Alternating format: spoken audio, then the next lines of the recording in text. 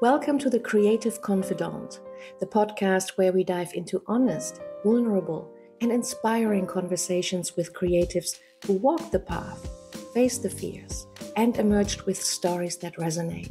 I'm Christine Phillip, IEMT practitioner, hypnotist, mind coach, and artist myself, with a passion for helping other artists and creatives overcome self-doubt, fear, imposter syndrome, old inner blocks that hold them back, and much more.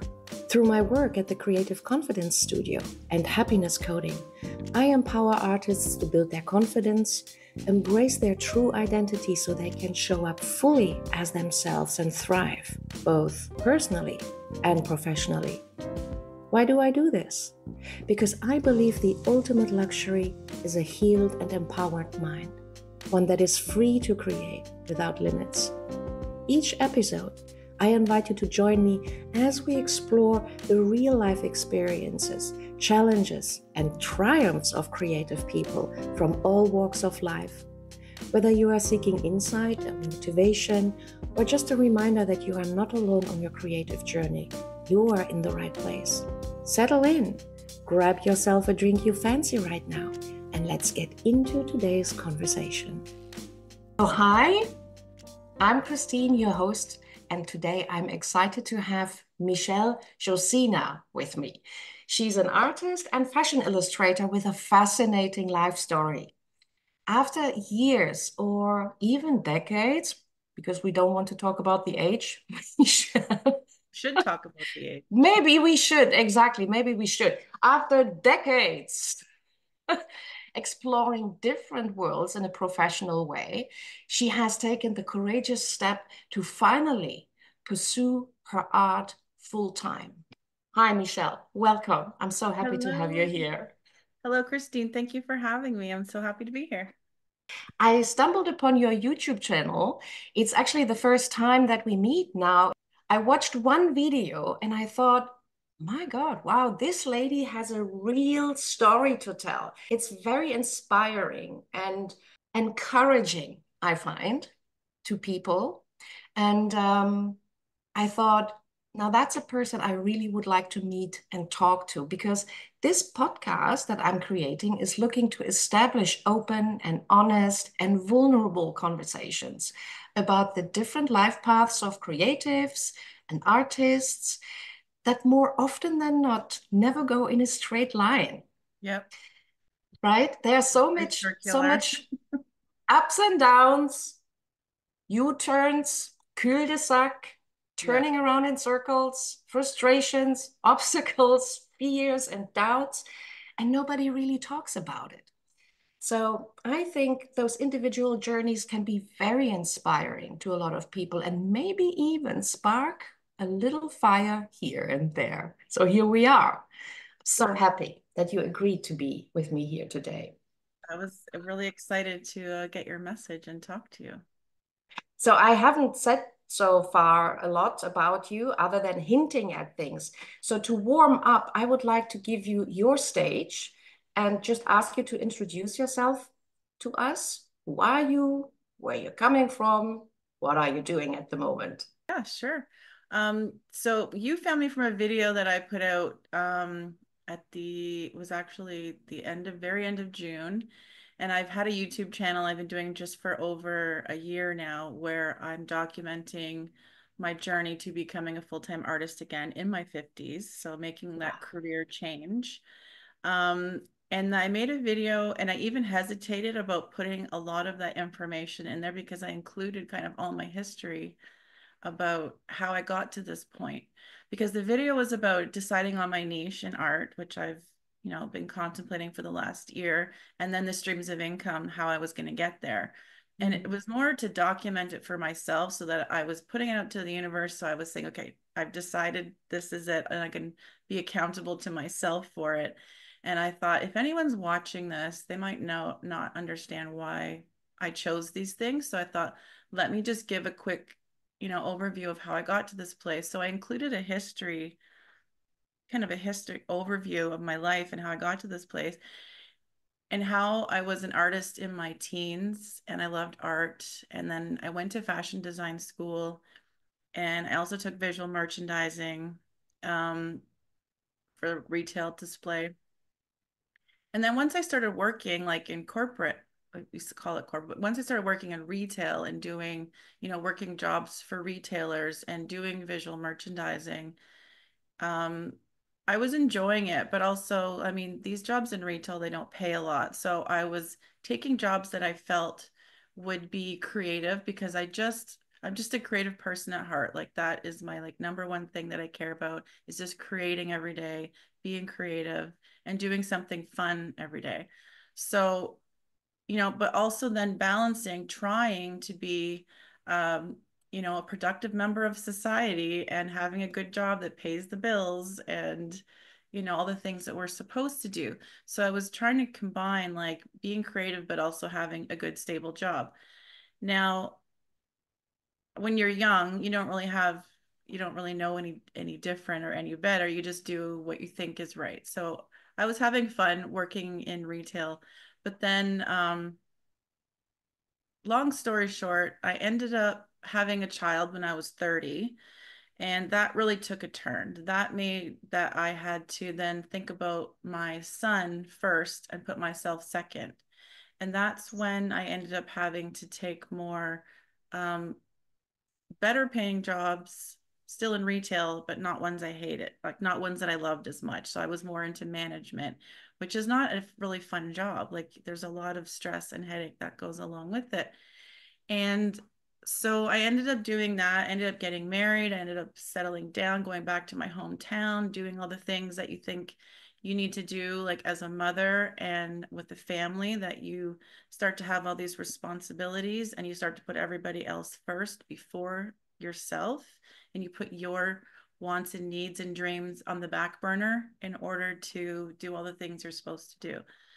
And so I was doing all those things. And then I ended up getting a government job, which is then even farther away from my creative dreams. But it paid the bills. It gave me a pension. It gave me benefits and vacation days and sick days. But the job for me just sucked my soul dry. Like every day I would get up being like, why am I doing this? How is this my life? And it just got to a point where I was completely burned out and miserable. And I finally got to a point where like I have to make a change because there's no like I don't feel like this is living life. I don't feel like this is why we're supposed to be here on this earth. Like we are meant to enjoy every day. So everybody has a purpose here.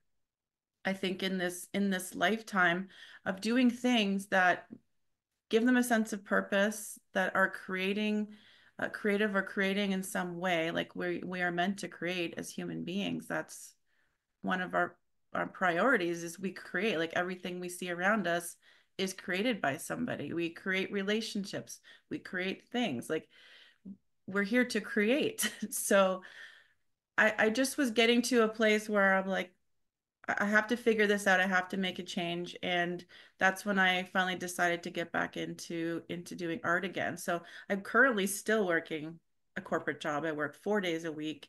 And then the other days I use trying to now get myself back into a process of making art and doing art. And it could take me a while, but my goal is to eventually be a full-time artist. And so that's the journey that I'm on. And that's what I shared in that video. And so many people resonated with it. I think it's got over 65,000 views right now. I think over 5,000 people found me on YouTube and subscribed to me from that video, which I was super excited because I feel like I'm finding people that I can resonate with. And there's a whole bunch of us, I feel like, that are in the same boat. Everybody's comments were, I thought you were telling my story. I resonated so much with what you were saying. I went through the same thing. I did the same jobs. I'm going to start doing art again. And it just moved me so much to read people's comments to know like I wasn't alone and for them to know they weren't alone because they were seeing everyone else's comments. And I feel like there's just a movement happening, and like midlife women are just trying to get back to their creativity and back to doing something they enjoy. That was probably a long-winded answer. I don't even know if I answered your question at this point. Where are you from?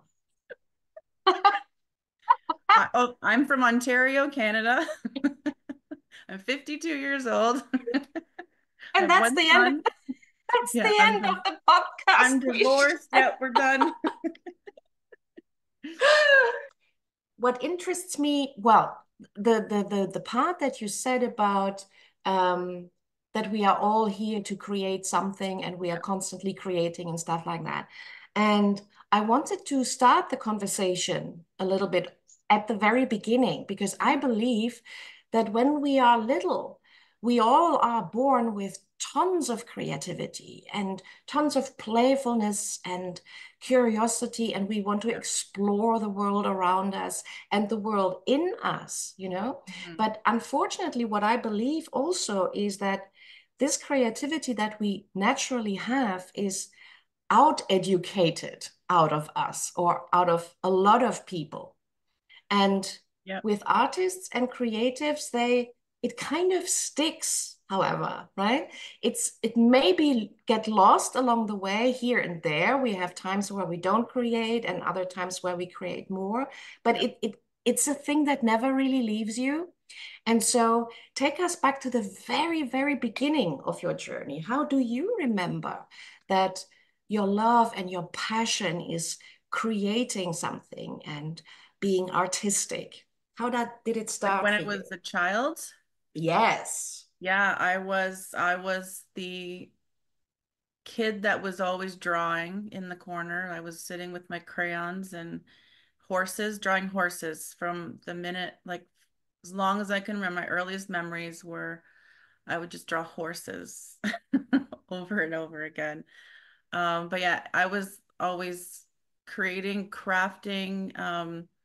I remember as a kid even making clothes for my Barbies out of Band-Aids and toilet paper and scraps of fabric, like anything I could find. I was making like clothes on my Barbies and just drawing and creating art and coloring anything that I could create. Like that was the thing. That and animals, I think, were the two things, if I think about my childhood, that were the most important to me. Hmm. It was that, yeah. And did you have support from your family, or did they try to push you away from that and come on, Michelle, do something more useful for Well, the future? Or yeah, it's funny. As a kid, my family was always very supportive of my artistic abilities and my creativity. They were always, like even in high school, I started getting into using colored pencil to draw animals. There was some famous artists at the time that did really realistic um, pictures of animals, and I just wanted to be like him and draw like every little hair on every little animal. But my family always encouraged it. And I think that's why when I went to, instead of going to university like my older sisters had, I think I was the first one to say, I'm not going to university because there's nothing for me there. Like the worst thing I could do would be to sit in lectures and write papers. I have no interest in doing that. Like I need to be more tactile and hands-on and create. And so when I decided to go to college, I did get some pushback. They're like, "Oh, you should really go to university. You need a good education." Like I did get a little, but I was very stubborn and I was like, "No, this is what I have to do." And I went to fashion design school, which was for them something like, "Why are you doing like they did question me, but they also supported me in my decisions, which was great. And I'm really grateful that I do have a supportive family. Everything I do, no matter what, they always find a way to support me. I think it's more society that tells you have to do things a certain way. And I mean, there's always the money question. My parents are always like, well, how can you make money doing that? And they would ask, they wouldn't just say, oh, do what you want, have fun. They'd be like, well, can you support yourself doing that? Can you make money doing that? And if I could show them that I could, then I had more support from them. So, when I got decent jobs, then they would be happy. I'm sure in the background, they are always worried about me because of my choices and the direction I was going. But they did support my creativity because I'm probably the only one in my family that was creative like that. Everybody else was more academically inclined and, doing good things. So I was the first one to do something more of a creative journey. So as long as I could show them that I could make money, like get a job, an actual job making money, then they were okay with it.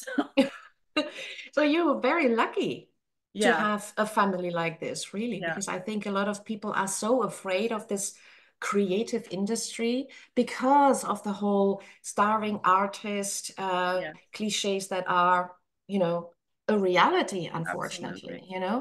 even Yeah, though I think artists and creatives are like the source of the world. We need absolutely. people like this and more people like this, Yep. I think.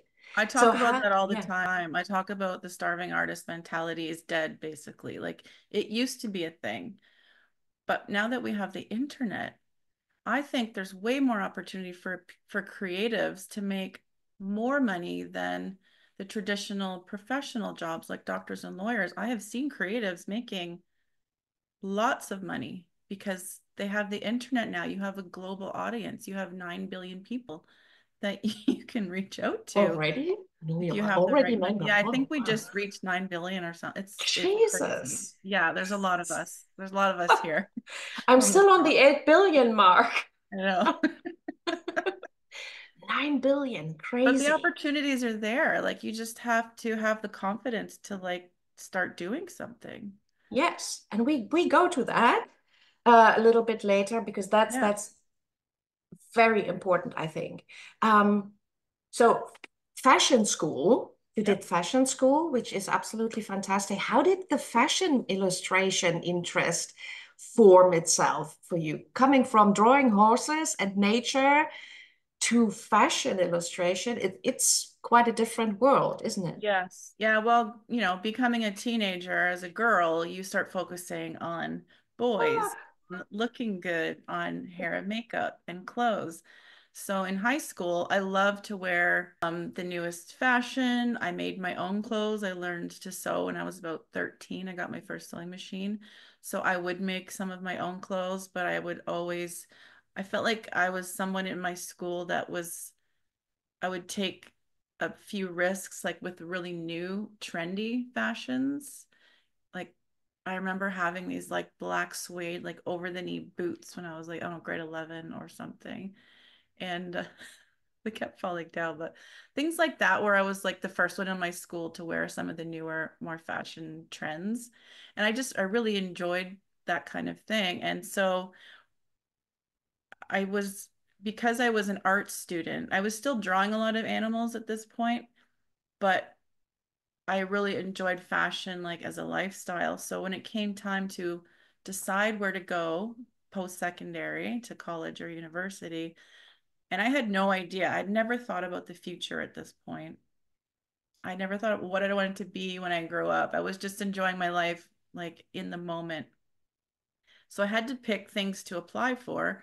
And I thought, well, I like fashion and I like to draw, so maybe I should go to fashion design school. And I didn't really think about going to fashion design until it was time to apply. Like it wasn't like a long time dream. It was just like, what would feel good right now? And that's what I came up with, and that's where I started. So I really enjoyed the program, but it's really just a 2-year program learning how to sew and make patterns. And at the end of it, there wasn't like a clear path forward that I could make mm, money from or make a living. It would be either go sew for somebody or start my own line, which I didn't have hundreds of thousands of dollars to do. So, but it was at my year in fashion show where I met in the model I used for my clothing was taking this program called visual merchandising. And for those that haven't heard about that, it's just the people that do the merchandising and visual displays in retail stores. So they set up all the products and they set up pretty displays. And she told me about this, and I had never heard about it before. And it's funny how things come about that you could end up doing a job that you had never heard of until a couple years down the road.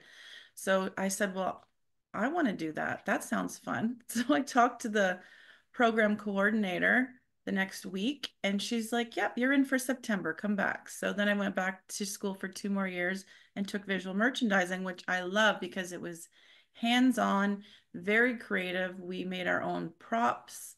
We made displays. We got to do practice window displays in the college. And it was just perfect thing for me because I was always creating and always making things with my hands. I was designing and was using my head to problem solve.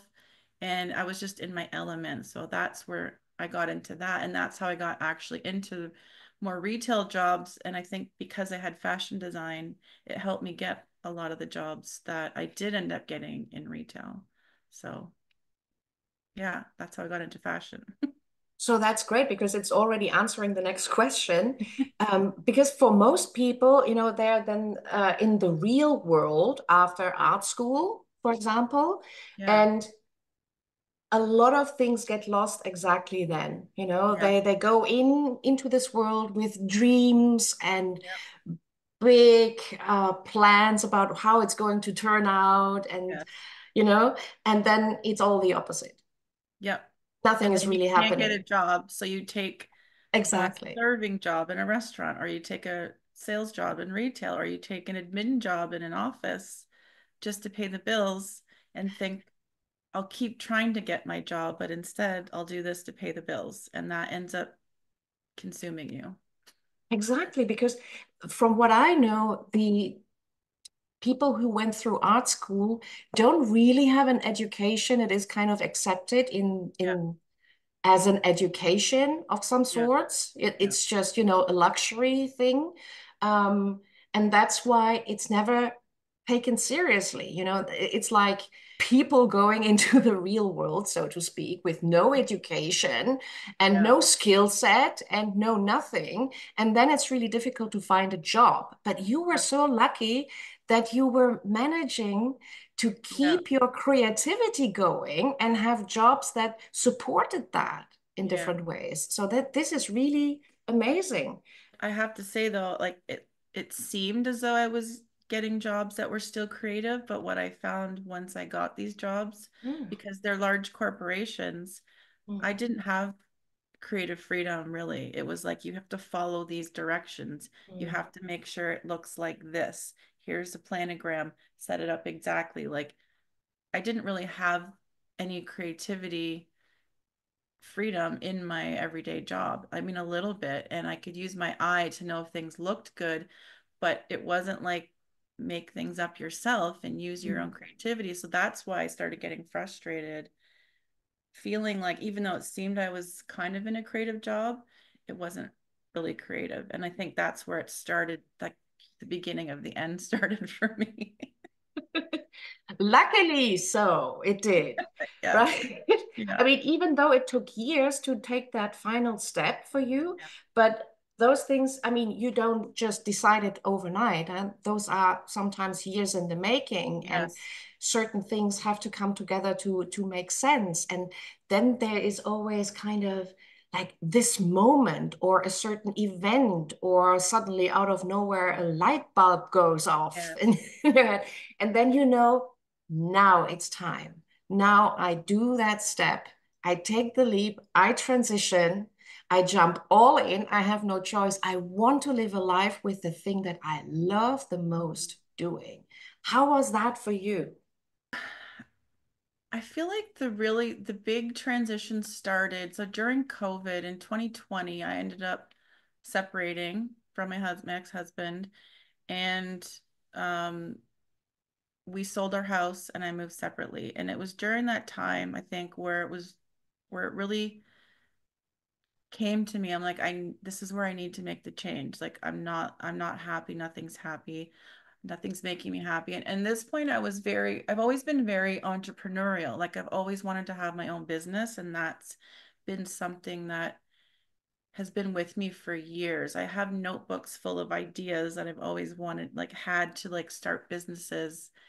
And it's fun to look back on them and see some of the ideas I had. But I was always just trying to like start a business, do something on my own. I just wanted to have that creative freedom, like the feeling of that I'm in control of everything I do every day, of what I'm making, of the money I make, of the things I put out in the world. So I've always just loved entrepreneurship. It's just always called to me. And one of the reasons I think my marriage didn't work out well is because my ex-husband wasn't supportive of that.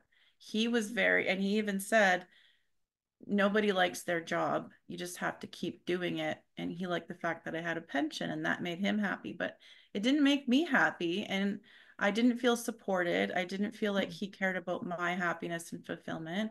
And it just started to kind of break down, like it just started to not work. So I'm like, this is it. But I think once I was on my own again and I had the space to really think about how do I want my life to look? What do I need to do? And that's when I really made that big decision because I felt like I just couldn't go on anymore. And that's when I made the decision to sell my house and invest in myself for a year, take a year off to really go inward, figure out who I am, figure out where my blocks were, figure out what was stopping me, what what do I want to get out of this life? What what's possible for me? And it took a whole year of really healing and gaining confidence and self-love and all those things that we're now working on that when you're just working like a robot, you shut that stuff out because you don't have time to deal with it. And so it really gave me a year. It was probably a good 8 months into my year off that I had no idea what I wanted to do or what I was doing. It was just like, I think, dealing with all the past issues and past traumas. And like I said, the self-healing part and just figuring out who I was again and where I wanted to go. And then it wasn't until about, I think, 8 months into that where it was like a light bulb moment where I was thinking, what about art? I have not done art for 30 years. I should just why can't I be an artist again? Like that thought had not entered my mind since I was in high school, probably like when I was in my teens. And it just kind of came out of the blue, which are the best ideas sometimes. And once you think these things, they all make sense. You're like, why didn't I think about it earlier? But everything's in its right in the like divine timing. I totally believe in like things come to you when they're right for you in the moment. And as soon as I had the thought about getting back into doing art, it was it was a game changer because I felt like it then gave me some direction for my life. It's okay. Like if I want to be an artist again, what do I have to do to get there? Like I haven't done it for so long. How would that work? What would I actually do? Could I make money? And then you start diving into the possibilities. So it was basically, yeah, in 2022, I think that I finally had the idea. So no, my timeline's off. It's been about a year and a half now, I think, since I had the idea. I'm still not making money with art, but I know where I'm going now. It's taken me a while to figure it out, but that's part of the process. So that's where I am right now is kind of knowing where I want to go and then in the middle of transitioning. So working on my skills, figuring out my streams of income, like the video that you saw. So once I had that, because that takes a while to figure out what kind of artist do I want to be? How do I want to make money with my art? What are the possibilities? And I love researching and I love learning. I'm constantly learning from other people, from watching videos, from reading, from books. I love learning and researching. So I've just been trying to figure out what makes sense for me. And so I finally figured out at least where I want to start from. It could look very different 5 years, 10 years down the road, but I figure out how I'm going to make the transition to get back into doing art full time. So that's where I am right now. This is really great. And I'm really grateful that you mentioned that that you did a lot of inner work, that you worked with yourself, Yeah. your confidence, the self-doubts, with the blocks from the past and maybe past traumas, I don't know. Yeah. And then you got that clarity, you remembered who you are, your Yeah. essence, and Yeah. all of that. And that sets you up for your path, for your way forward. I'm so grateful that you mentioned that, really, because that's exactly the stuff that people do not talk about, and I am very much interested in.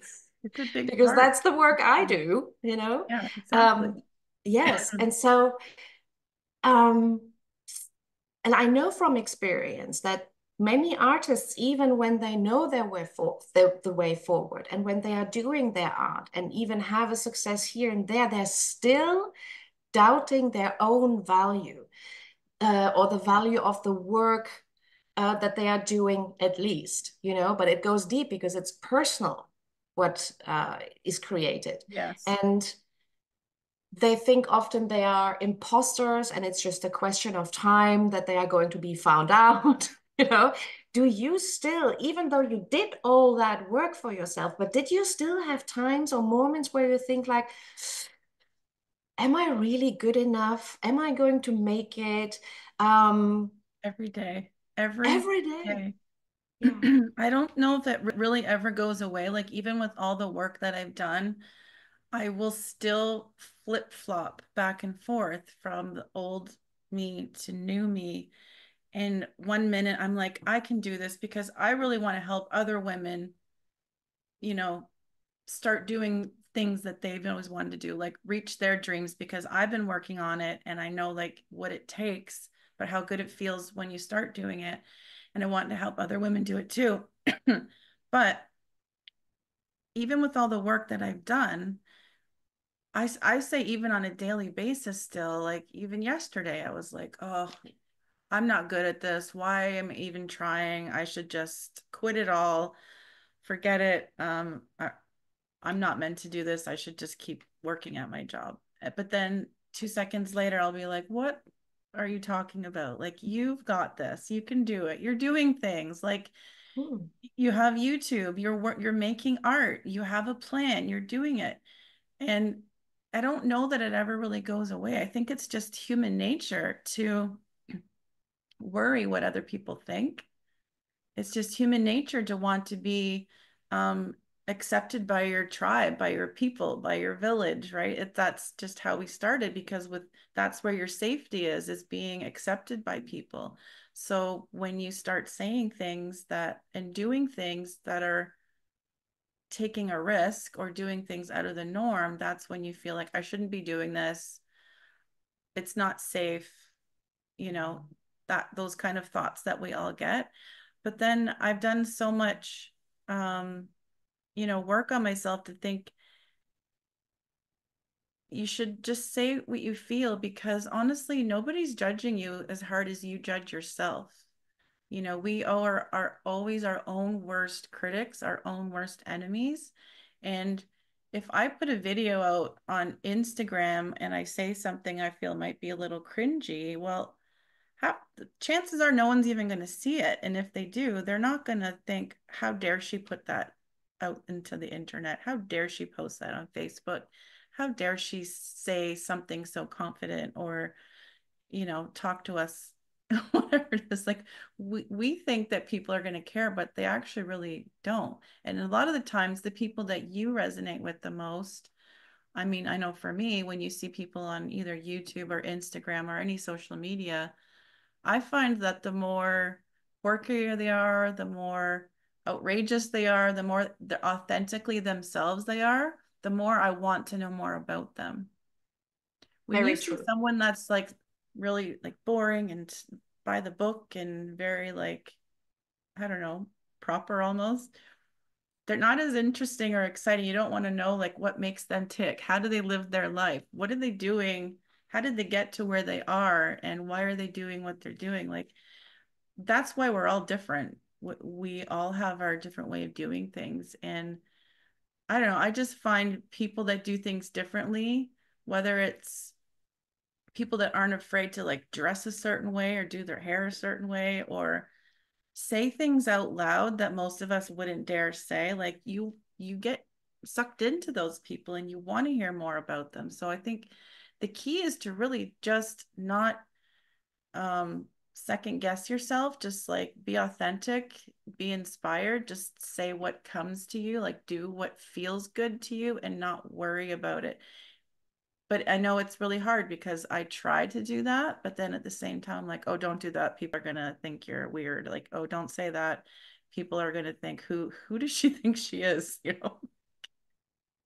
So Yeah. it's a balance, and I don't know that if it ever goes away. Like I constantly think that to myself, but then I remind myself that it's not true and that I can do good things, do big things. This is great. So you don't go and dwell in negativity. You kind of make a reality check. Like Yeah. actually, now this is what I think I'm not doing and not able to do, but actually the reality looks very different. Yeah. And I'm in for the long run. I'm not sprinting through life. I'm living life. And this is part of my personal discovery, part of the Mm. process, part of the growth. And it's like, like a garden, basically. And Yeah. and there are times when you work in the garden and when it's the good thing to do. And there are times when you just let the garden do its own thing and you better don't touch it, you know? Yes. Yeah. And if something is dying in the garden, well, then okay, you remove it and then you plant something new or Try something whatever, right? else. Yeah. I Yes, mean, what's yes. the worst that can happen? You try something, you don't get the response you want, or you don't get the results that you want. Well, then it's not a failure. It's just learning. You're just learning, well, that's not going to work. I got to try something different. Or how do I feel when I do something? You might think something's going to feel good and then you do it and you're like, actually, I didn't really like that. So let Mm. me try something different. And I think it's just all about trying. I know for me, I have to, I don't know if you follow human design at all, but if you're not familiar with it, I'm a manifesting generator, which means that I have to respond to things that happen in my life. And you get like immediate responses in your gut of like a mm-mm or a uh-huh, like you feel something. So I can know if somebody asks me a question, I will immediately know in my body whether it's yes or no, but my brain will take over sometimes and make me do things that I think I should do, but I really don't want to do. And that's what a lot of us end up doing in life is we're doing what we're expected, but not what feels good.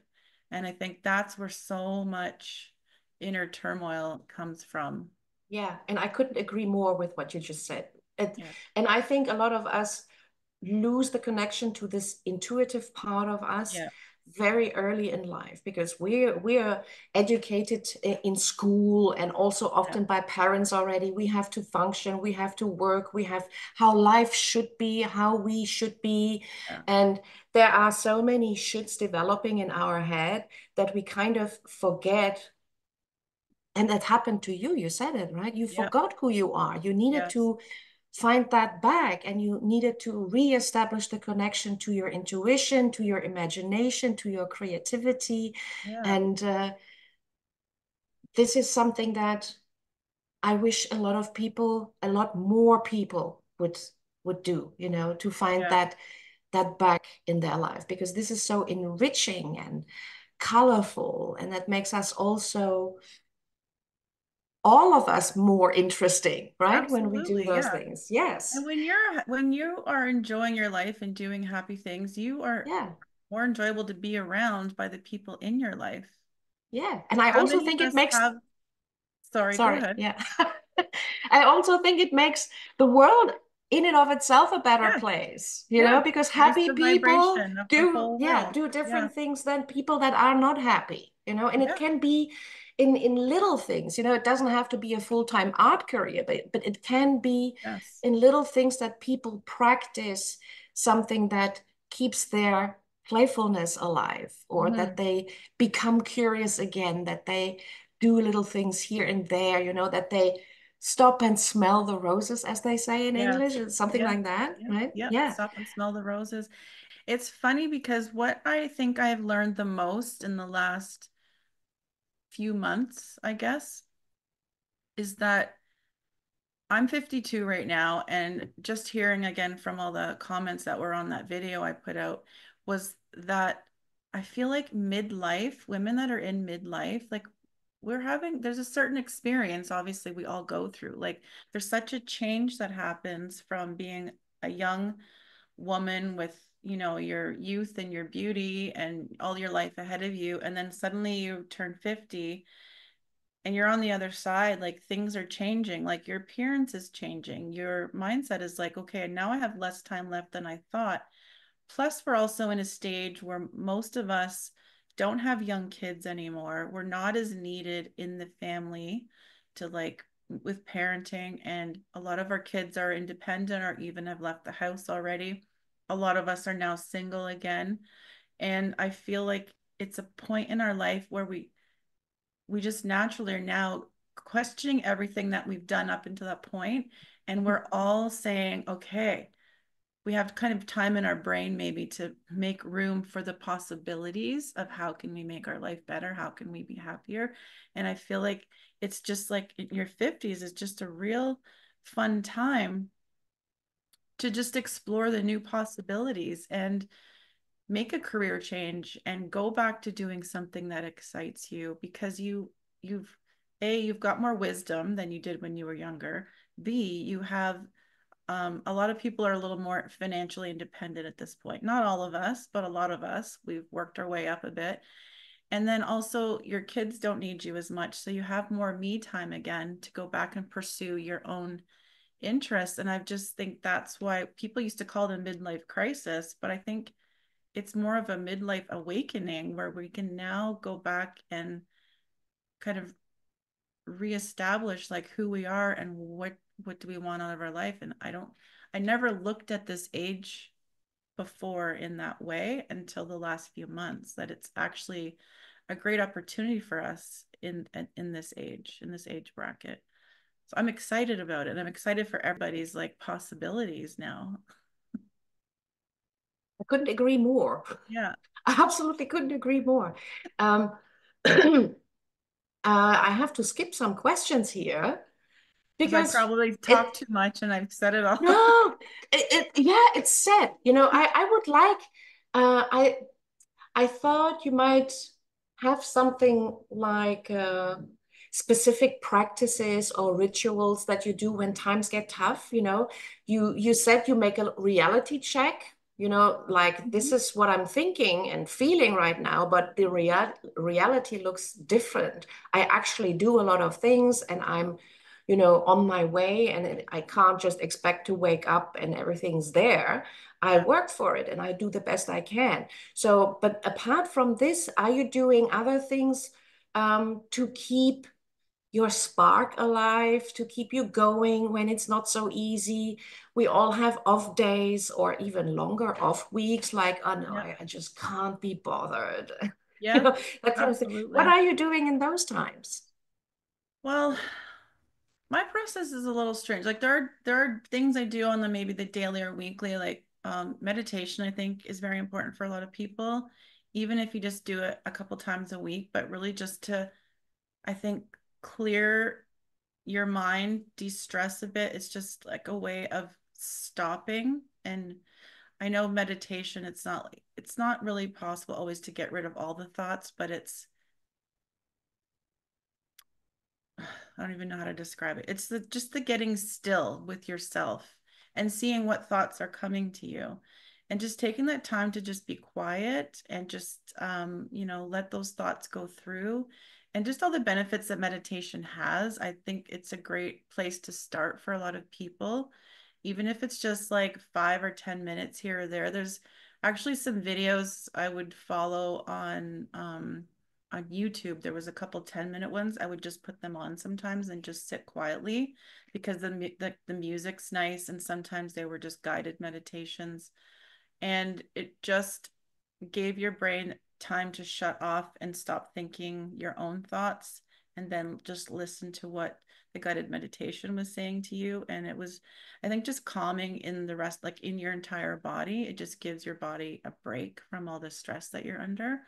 So I do think that's important. The other thing I like to do is journaling, but not necessarily journaling where I write every day. It's more of like I like to continually just write down all of my ideas onto paper, no matter what they are. I have lots of notebooks where I'm constantly just writing down all the ideas, not judging the ideas of what they are, how they would work, just like writing down all the thoughts that come to my mind, because I think if you can get everything out of your head and onto paper, it frees up your mind. I think it's less stressful in your mind because you don't have to keep thinking about all those things. You've written it down, it's there. You don't have to remember it.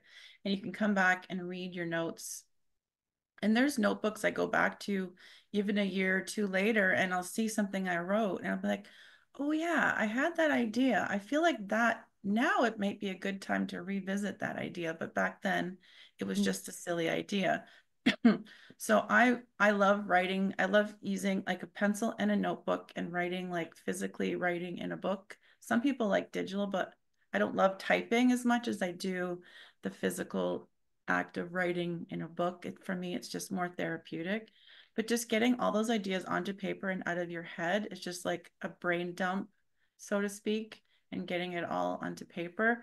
And then I realized over time too, like sometimes I could go a couple days or a couple weeks and feel like I'm not accomplishing anything. I'll feel like I've spent a lot of time just sitting on my sofa and maybe watching videos or reading something, but not actually physically taking any steps forward to do anything.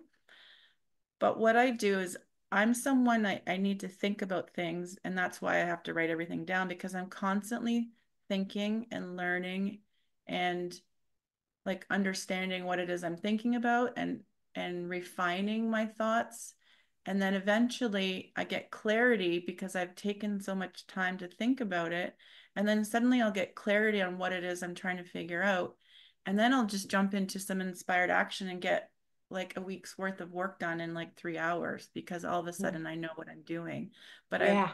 I'll beat myself up thinking I haven't done anything for 3 weeks. What is wrong with me? Why am I not doing anything? Why am I procrastinating? But I think because everything's internal. And then suddenly I just get that clarity from thinking about it for so long. And it could be even like going for walks every day. Sometimes that will bring clarity for me because I'll put podcasts on and listen to while I'm walking. And I end up realizing that I'm not even listening to what they're saying. My own thoughts are just turning, but something they said might have sparked an idea that brings clarity to something I've been working on, if that makes sense. And then A suddenly lot. the next day, I'm ready to like, I'm off and running and I know what I'm doing.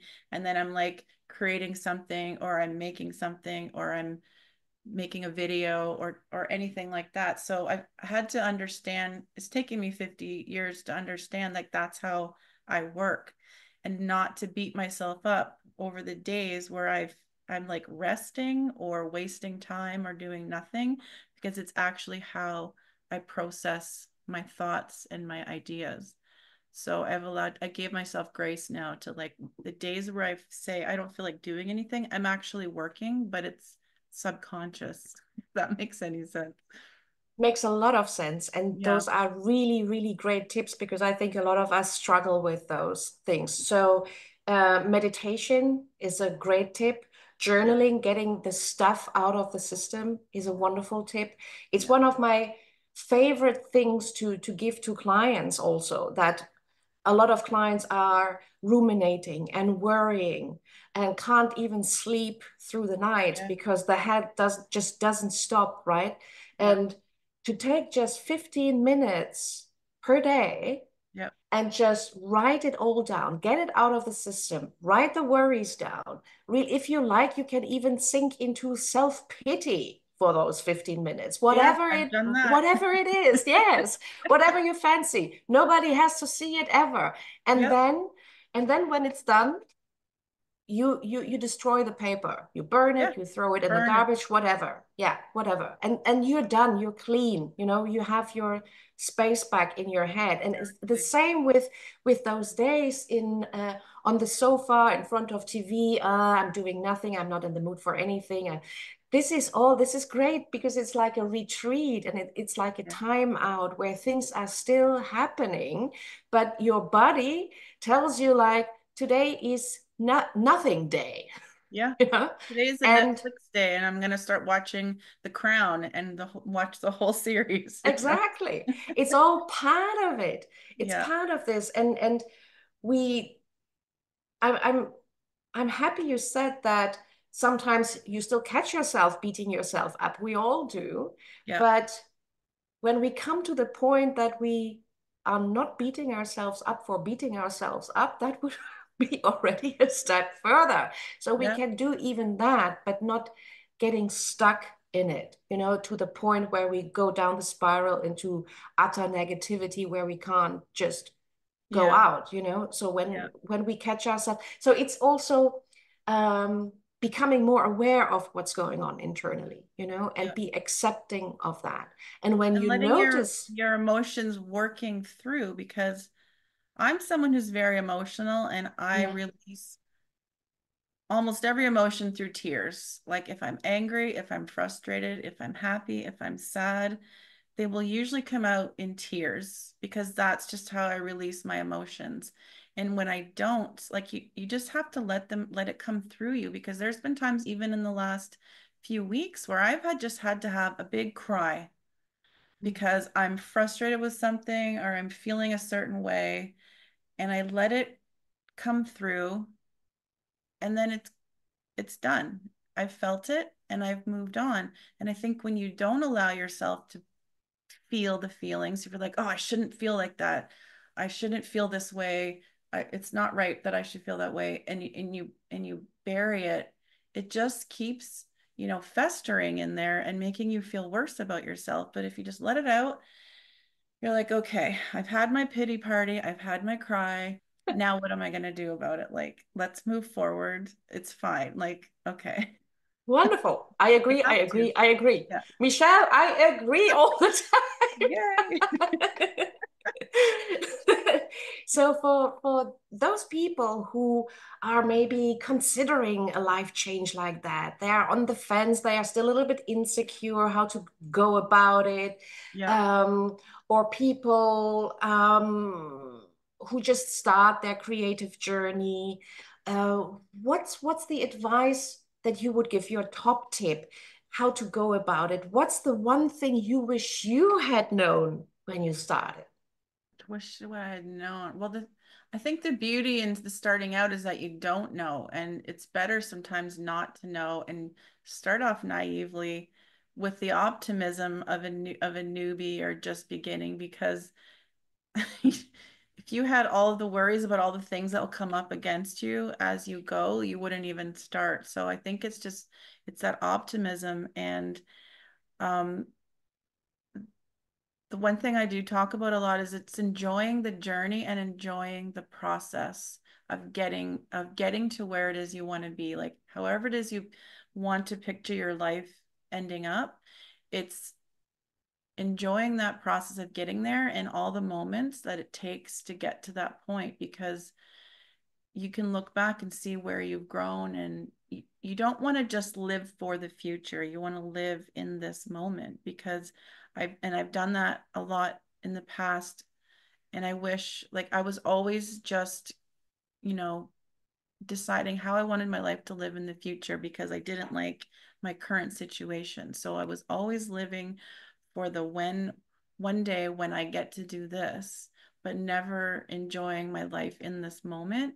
And so that was the biggest thing I've learned. And I kind of wish I knew it a couple of years ago, but I'm trying to practice it now, is enjoying the life I have today, being grateful for all of the things I have in this moment, even if it's not where I want to be.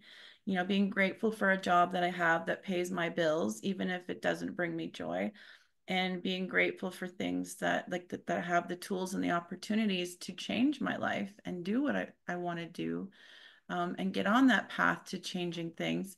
But yeah, it's enjoying the moment and all the people in your life and the things that you have in your life that are working well. And even though you are planning your life to change in the future, you still have to get from A to B. So it's not saying I just want to live in B. I'm in A and I'm just going to enjoy the process and all the steps to get there. And then you have all those little victories as you go that you can, enjoy. But yeah, enjoying the journey, enjoying the process, and not trying to push it to happen so fast, because it sometimes when you push too hard, you won't get to where you want to be because you'll just kind of sabotage yourself in a way. But yeah, enjoying the moment. And never forget to live life, Yeah, actually. yeah, Yeah. And some exactly. people do. So this is a great point. Yeah. Thank you so much for this. Mhm. And we are moving already towards the end. Is there something that you wish I would have asked and I just didn't ask? Oh gosh. No, I feel like we've covered a lot.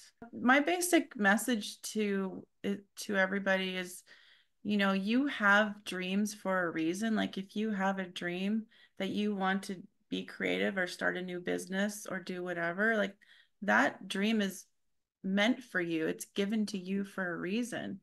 And if you don't take that opportunity, that ideal will go to somebody else. So why not you? Why you know, the universe has decided that you're a capable vessel for making that dream come true in this reality. So maybe that sounds a little like woo-woo for some people, but I really believe in like everything happens for a reason and that we are all um, everything happens in the timing that it's supposed to happen. So for me to say, well, I wish I'd been an artist 30 years ago, well, I wasn't probably capable enough or had the experience to be an artist 30 years ago, but I do now in this life that I've had with all the experience I have behind me. So maybe now is the best time for me to be an artist. So just like I want everybody to know, like if they have a dream, they have it for a reason, and there's no reason why they can't pursue that dream. Like we are all capable. We just have to give ourselves some love and say that we're worth it and that we can do it and figure out how it is that you're going to get there. Yeah. Thank you so much. What encouraging words at the end. Everyone can do it. I think, yes. So before we wrap up completely, I would like to invite you to play a little game with me just for Ooh, fun. okay. Yeah, I'm all into playing. Love So, games. All right. yes, it's a little rapid fire round. So Okay. I call them the creative confessions. Ooh, okay. And I just ask quick questions, and you just say the first thing that comes to your mind. Okay, Okay, I'll sounds good? try. All right. Let's go. Favorite time of day, Michelle? Early bird, night owl. Oh no. I would say it used to be evening, but I think now it's morning. Now that I'm older, I feel like it's morning. Messy studio or perfectly organized? Very messy. And I know where everything is, but everybody would see it as a mess. Pencil and paper or digital tablet? I think you Pencil answered and this paper. already. Yeah, Yeah. pencil and paper. Introvert or extrovert? I am an introverted extrovert. That makes sense. What's your go-to creative fuel? Coffee, tea, or something stronger? Ooh, definitely a coffee girl. Most unusual, blah. I still have a leftover here. It's almost at night here already. Well, not really, but most unusual place you have found inspiration. Mm. Um, Unusual place. Oh, I don't know. I find inspiration everywhere, so it's hard to just pick one place. Ah, that's Yeah. I respond to lazy. everything. I respond to everything in my visual orbit. So Okay. One tool or material you can't live without. my iPad. Ah, pencil and paper girl, yeah? You know, The balance. It's the I'm balance. an old-fashioned girl living in a modern world. So Right. If you had to switch to another art form than the one you do one day, what would it be? um if I didn't do actual physical art, I think pottery would be fun. Oh, I love that. I was I'd love to learn contemplating for. pottery. Yeah, I just love that like hands-on, like hands in the clay. I've always just loved watching people make pottery and I buy a lot of handmade pottery. So I think that's something I would try. Cool. Worst creative advice you ever received? Worst. Oh, Mm-hmm. that you can't make money with your art. Wonderful. 100 points for this one. Most inspiring place you have ever visited? Um, my favorite place on earth is actually the west coast of Canada, like Vancouver area and up the coast. It's my most inspiring place. I just love the feeling that I have when I'm in that, like just breathing in the air there. I love, yeah, Oh, the west coast mhm. of Canada. Beautiful. Nice. I've never been to Canada. It wasn't a It's a big hint. I'm place. just saying. It's a big place. Yeah. Yeah, I think so. I heard. So I heard. Yeah. Um, I haven't even if been you everywhere, but if you weren't an artist, what would you be doing? um, I think an interior designer. Oh, nice. Nice one. Good one. I I see it in love the background interior here. design. Yes. Yeah, Yes. Your background looks nice. thank you. All right. So it's kind of a given. Like I can see that. Um, your guilty pleasure when you're not creating. Um, I think it would be watching YouTube videos or Pinterest. Anything that's like visual. Yeah. Very visual person and Good time emotional. waster for me. Yeah. Yeah. Yeah, it's a good time waster, but I learn at the same time. So, So it's never a waste of time. no, I call it research. Even when you think you're wasting time, it's not Exactly. wasted Yeah, if you enjoy it. You know? exactly. Yeah. What's the weirdest piece of feedback that you have ever received on your work? On my Ooh. artwork, Yeah. I let's have see. never received any weird advice ever. A feedback, not advice. I'm sure Feedback. there's been weird things. Like if I show sometimes my artwork to like my mom or something, she might say something strange about something in it, something about it. And I'll be like, what, really? Something I wouldn't have thought of, but she's like, I don't like that. And I'm like, oh, okay. Yeah. Or something like, oh, that looks like something. And you think like, what? How is it possible that she sees it that Yeah, way? like I just worked on this Where? illustration and I had I used a watercolor texture. I did it in Procreate on my iPad and I used a Mm. watercolor texture on it. And I guess you know how watercolor will have like some white spaces on it sometimes where the paint isn't covered. So there was like a white space somewhere where I didn't really notice it, but she's like, "Oh, I don't like how that's there." And I was like, "Oh, I guess I'll change that." Did you Yeah, change just it? Did you end up little changing things. it? Yeah, and because it's Procreate, it's easy to because it's digital and I can Ah, it's all in layers. So it's I love that's why I love digital art too, because you know it's easy to change things and experiment and recolor and anyway, yeah. pen and pencil girl. Yeah, yeah, yeah, yeah. So thank you very much, Michelle. That was really fun. And thank you for playing along with the Oh, thank last little you. game. That was And fun. I Yeah. I think you have given us a great peek into your world, into your personal growth, into your art, how you see things. And it's been really a big pleasure to hear about your experiences and insights, the ups and the downs, and how Yeah. you come out of it. And I'm sure that a lot of people who listen to this take away or go away with a heart full of sun and Hopefully. hopefully encouragement as Yeah. well. It's not as gloomy and dark as it sometimes looks like. Yeah. And I hope a lot of people are inspired by you. I'm actually pretty sure, and maybe even courageous. And I they hope come, so. yes, and maybe they come out of their own shell, you know, and That's start my to do wish for some. everyone. Yeah. Yeah, for me too, that they start to live their life in a different Mhm. way if they wish to, if they want to change something, that they get over that they take a leap of faith and just go for it. And why not? Why not? Why Exactly. not? Why Yeah, not? Just try it. Just do I, it.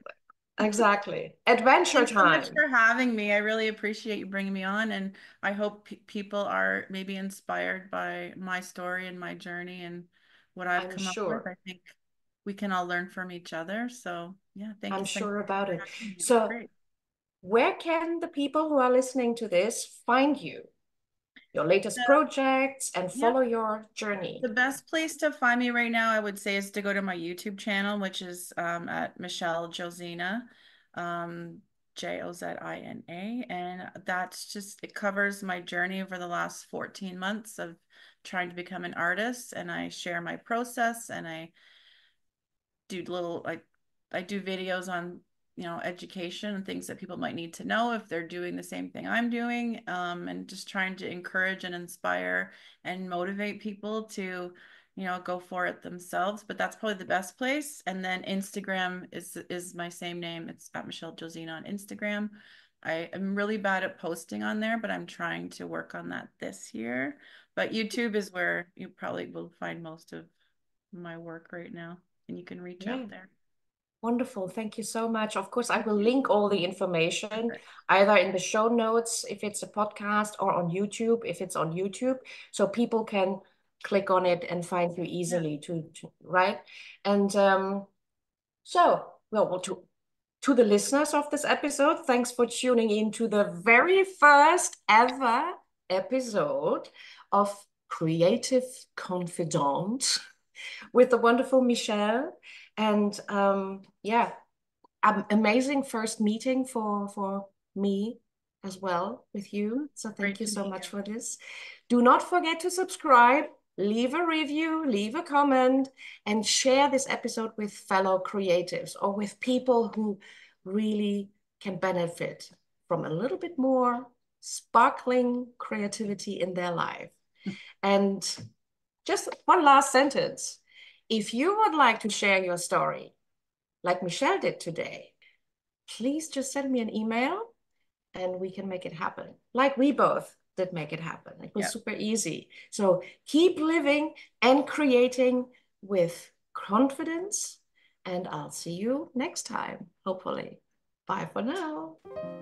And that's a wrap on today's episode of The Creative Confidante.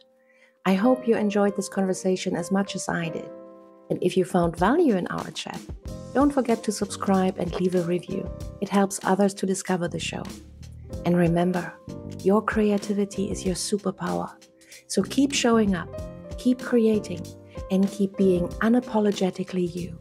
Until next time, stay inspired, stay confident, and keep making your mark on the world.